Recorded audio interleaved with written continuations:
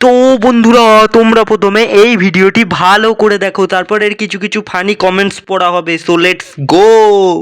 First parlour গিয়ে pedicure করালাম। সত্যি কথা বলতে আগে আমি এটাই বুঝতে পারতাম না যে কোনটা মেনিকিউর আর কোনটা পেডিকিউর। অনেক ইনফ্লুয়েন্সারদের দেখতাম যে তারা পার্লার গিয়ে কত সুন্দর করে পেডিকিউর করায়। ভাই রে ভাই, এই চাষার মতন পাটাকে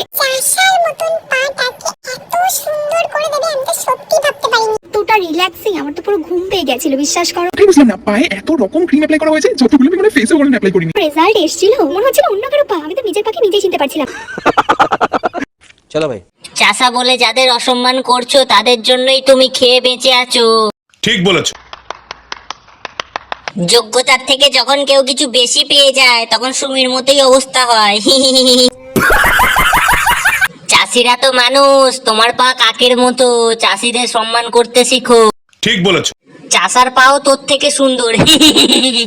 নিজেকে বিশ্ব সুন্দরী মনে করিস না, এত অহংকার ভালো না।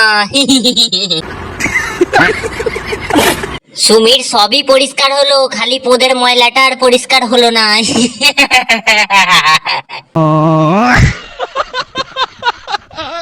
এটা সুমি না, না না, রানু মন্ডল। বাইগান।